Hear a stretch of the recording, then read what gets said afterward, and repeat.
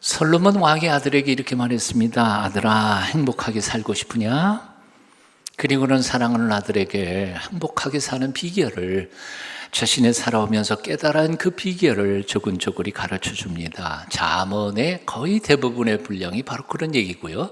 그 거의 대부분의 분량의 내용을 요약한 것이 바로 오늘 본문 잠언 3장 1절부터 10절까지입니다. 뒤집어 말하면 잠언의 요약본, 이게 잠언 전체 31장까지거든요. 잠언의 요약본이 잠언 3장 1절부터 10절까지고요. 어떤 사람들은 심지어 성경 전체의 요약이 잠언 3장 1절부터 10절이라고 가르쳐줍니다. 이 본문을 주의 깊게 읽어보면 그리하면 혹은 그러면이라는 말, 접속사 앞, 뒤에, 앞에는 명령, 뒤에는 그 명령을 준행하면 받는 복에 대하여 가르쳐주고 있습니다. 5가지죠. 그리고 첫째는 장수의 복, 둘째는 출세의 복, 셋째는 명철의 복, 넷째는 건강의 복, 5번째는 재물의 복입니다. 오늘 설교 들어야 돼요? 말아야 돼요? 잘 들으셔야 합니다. 잘 들으셔야 합니다. 우리말 성경, 좀 쉬운 번역으로 쓴 두란노에서 나온 우리말 성경을 제가 한번 읽어드리겠습니다. 오늘 본문 말씀 한번 잘 들어보십시오. 내 아들아, 내 가르침을 잊지 말고 내 명령을 내 마음에 잘 간직하여라. 그러면 너는 오래 살고 잘 살게 될 것이다. 사랑과 성실을 저버리지 말고 그것을 내 목에 매미고 내 마음판에 새겨라. 그러면 내가 하나님과 사람 앞에서 사랑과 귀중히 여김을 얻을 것이다. 내 마음을 다해 여호와를 믿고 내 지식을 의지하지 마라. 내가 하는 모든 일에서 그분을 인정하여라. 그러면 그분이 내 갈 길을 알려줄 것이다. 스스로 지혜롭다 생각하지 말고 여호와를 두려워하며 섬기고 악에서 떠나거라. 그러면 우리 한글 성경에는 그러면 생략됐습니다만 의미가 거기 들어가 있어요.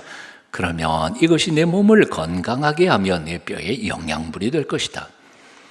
내 재물과 내 수확물의 첫 열매로 여호와를 공경하라. 그러면 내 창고가 가득 차고 내 포도주통에서 새 포도주가 넘칠 것이다. 근데 우리가 기억해야 할 것이 있습니다. 이 잠언 단순한 출세와 행복을 위하여 솔로몬 개인적으로 준 말씀이 아니라 그것을 뛰어넘어서 성령의 감동을 통하여 우리에게도 주시는 영감 있는 하나님의 말씀임을 우리는 잊지 말아야 할 것입니다. 아멘이시죠? 그렇지 않다면 성경에 들어갈 이유가 없어요. 그래서 오늘 이 아침에 하늘 아버지께서 우리에게 말씀하시는 말씀을 들으셔야 합니다. 내 아들아, 내 딸아, 행복하게 살고 싶으냐?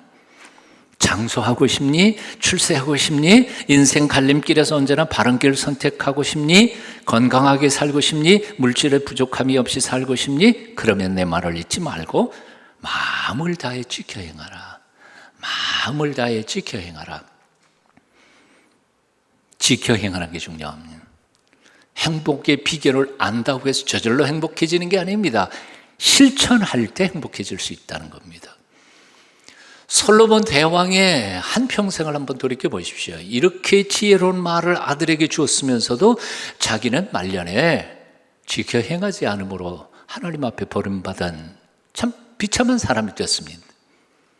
지켜 행하는 것이 중요합니다.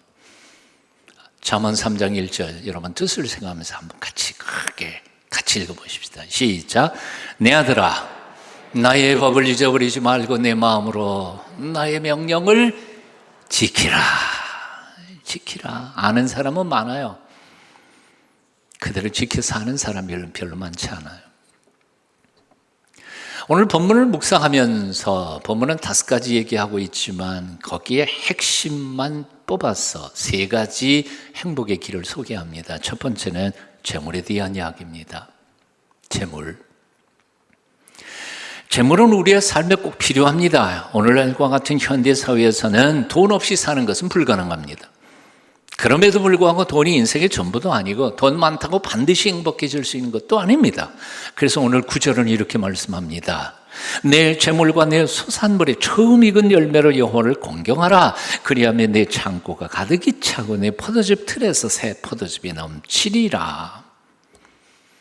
그런데 이 본문은 주의 깊게 우리가 해석할 필요가 있습니다. 제물로 여호와를 공경한다는 말은 1차적으로는 물론 하나님께 제물을 드린다, 예물을 드린다는 뜻일 수도 있지만 사실 이 속에 담겨져 있는 것은 제물보다 하나님을 더욱더 귀하게 공경한다는 뜻입니다. 또 다른 말로 말하면 하나님은 공경하고 제물은 종으로 수단으로 쓴다는 말입니다. 또 다른 말로 말하면 우선순위 넘버 1 하나님, 넘버 2 돈, 이런 우선순위가 정확하게 그런 마음으로 인생을 살아간다는 뜻입니다. 또한 창고가 가득 차고 포도즙트에 새 포도즙이 넘친다는 이 축복의 말씀도 똑같습니다.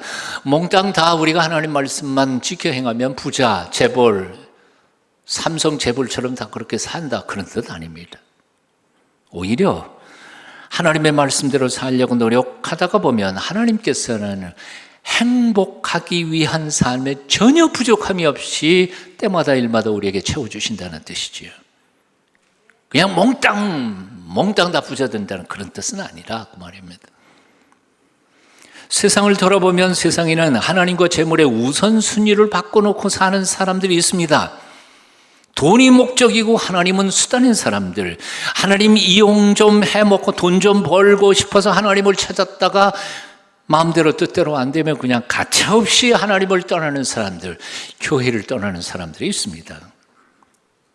주님께서 말씀하셨습니다. 한 사람이 두 주인을 섬기지 못할 것이니 혹 이를 미워하고 저를 사랑하라, 혹 이를 중히 여기고 저를 경히 여김이라.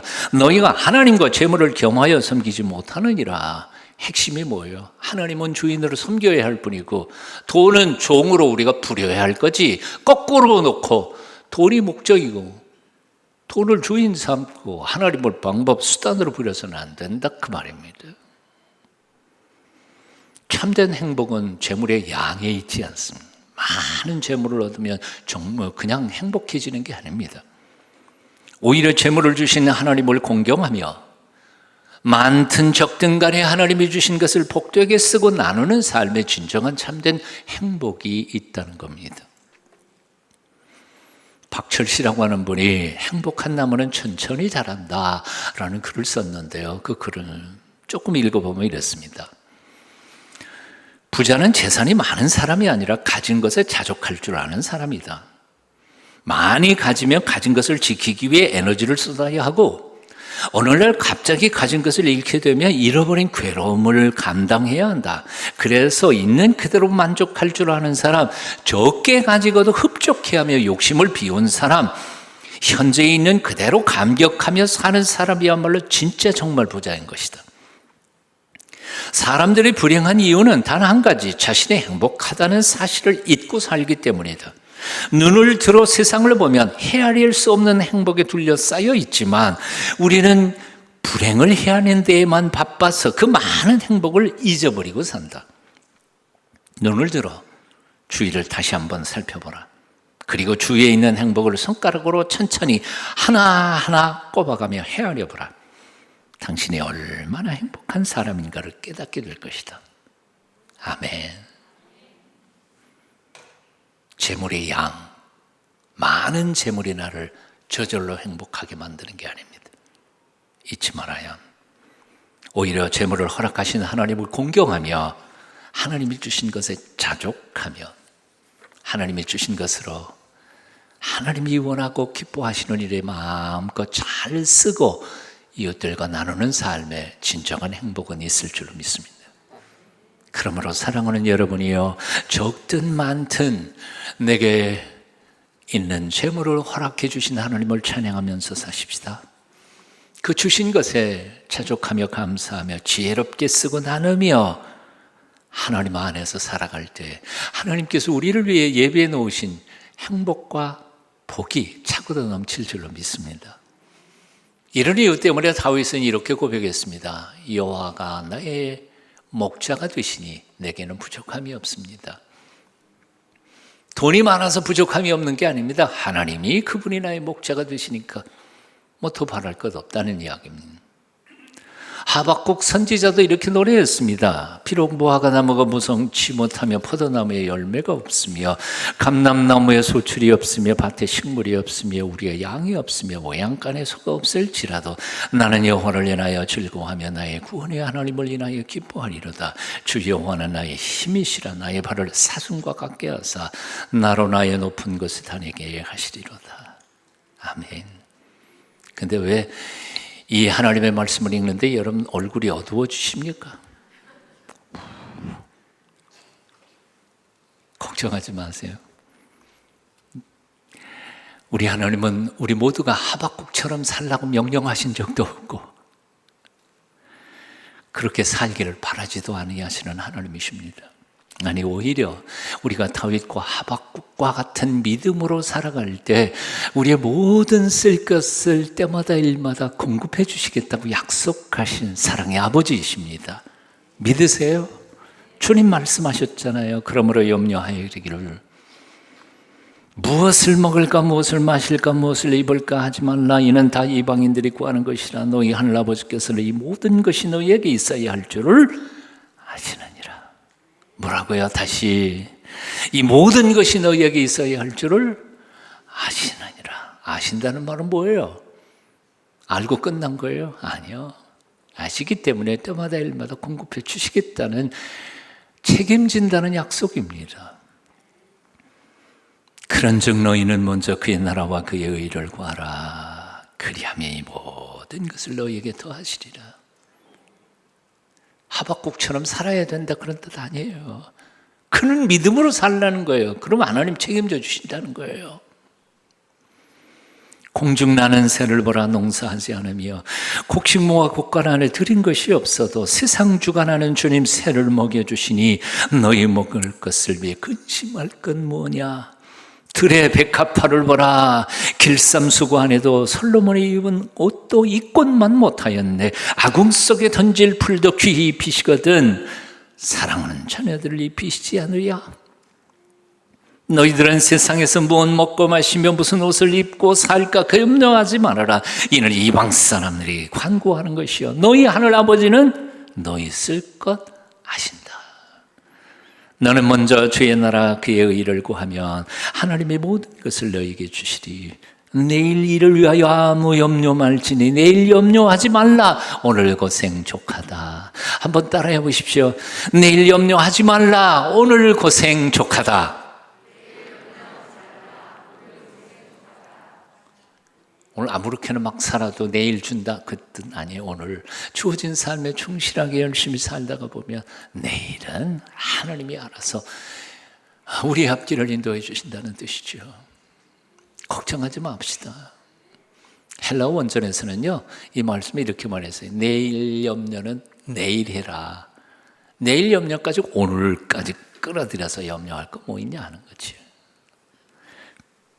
재물 통하여 우리가 행복하게 사는 길, 첫 번째 방법이었습니다.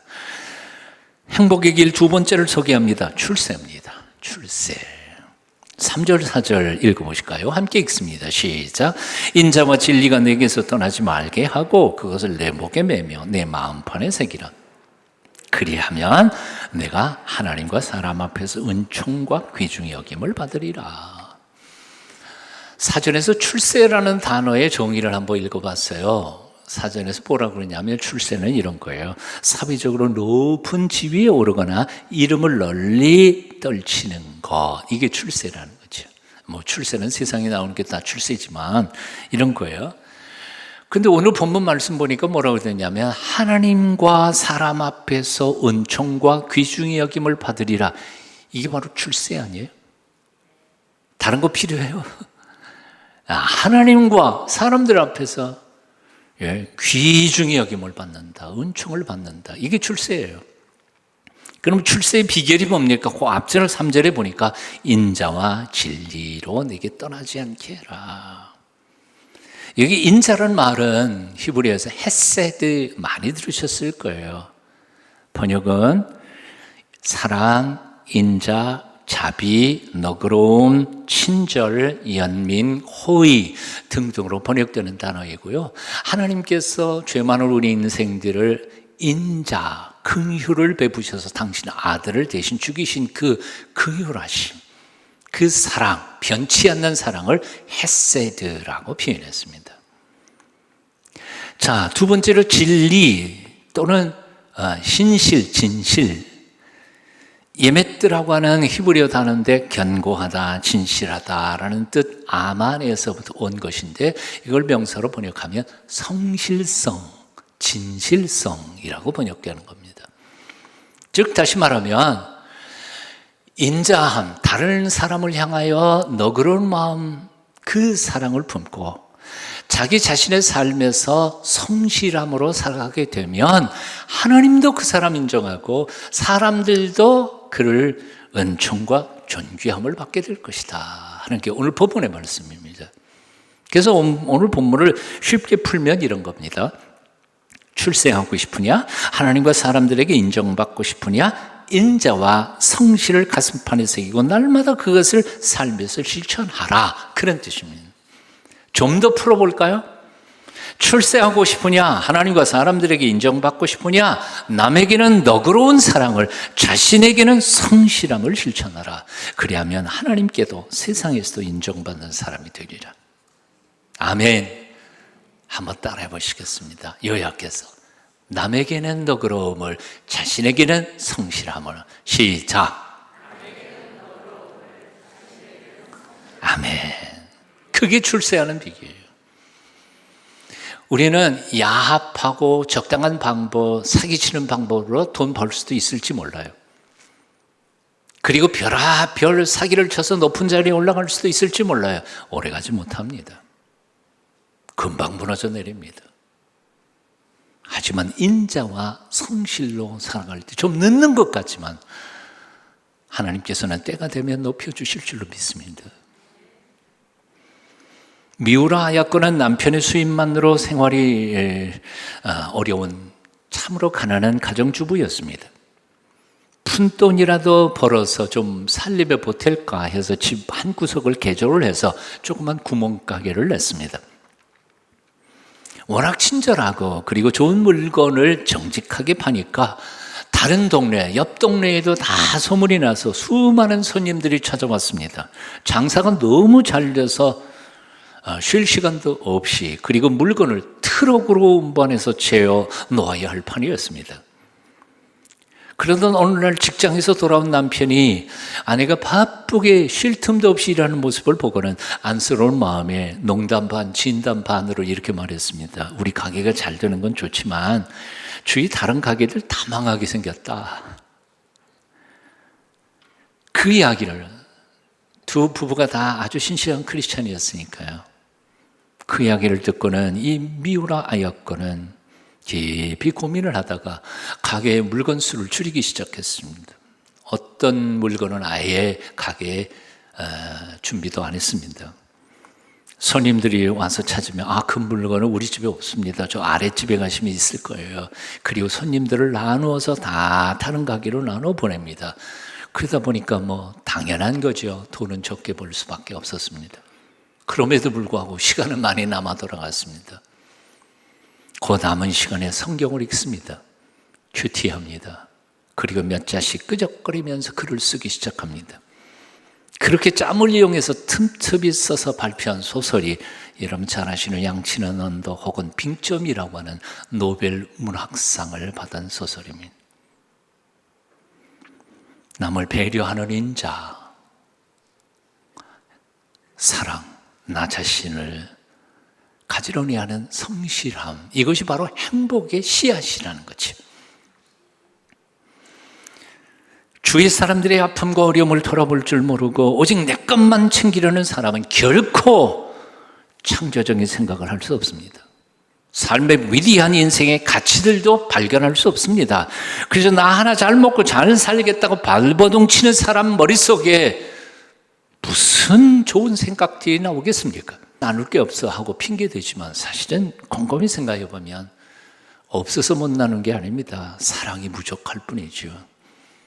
사랑만 있다면 콩 한 쪽도 나눠 먹을 수 있습니다. 콩도 없다면 내 따뜻한 마음으로 절망하는 사람들을 위로하고 다시 세울 수 있습니다. 사랑하는 여러분, 인자한 사랑, 헤세드, 우리의 삶의 구체적인 현장에서 베풀면서 살아가십시다. 그러기 위해 나 자신의 삶을 성실함으로 다듬어 가십시다. 그리할 때 하나님께 뿐만 아니라 세상 모든 사람들에게 은총과 귀중의 여김을 받게 되실 줄로 믿습니다.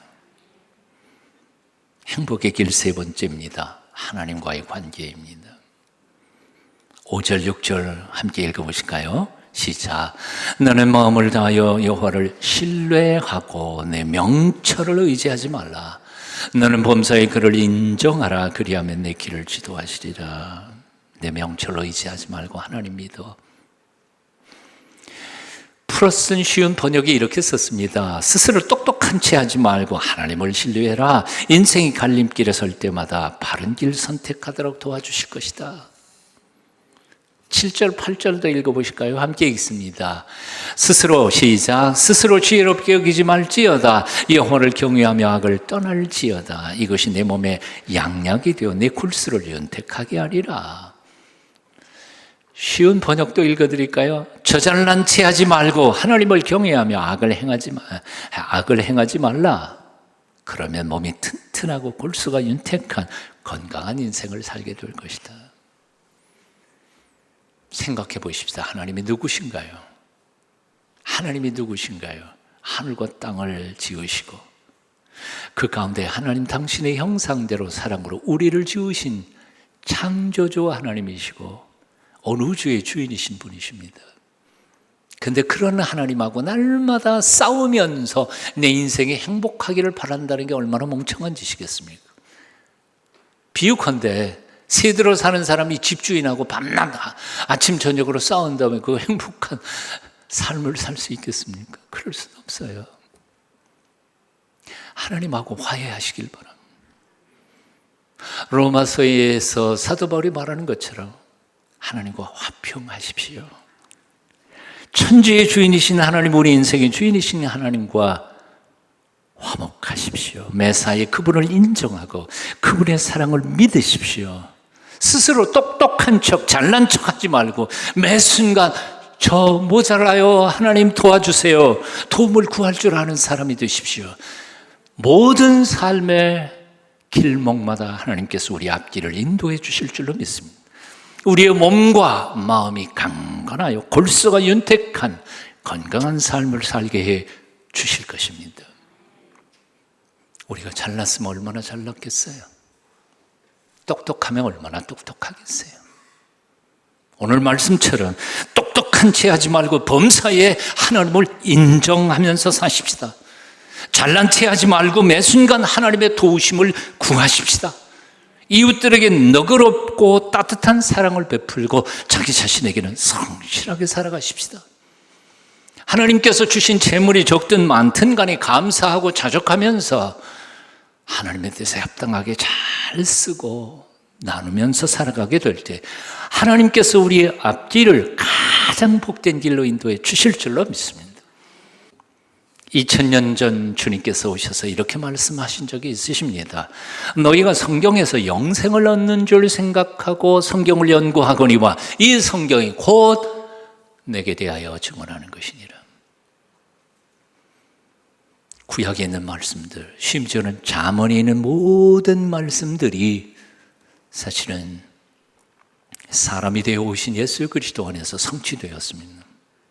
이 얘기는 무슨 얘기인고 하니 살아있는 말씀이신 예수 그리스도를 따라가는 모든 그리스도인들에게는 오늘 잠언에서 약속하신 모든 말씀들이 때마다 일마다 아름답게 성취될 것이라고 하는 언약입니다. 그러면 오늘도 우리 가운데 오시는 예수님을 마음속에 모셔드리십시오.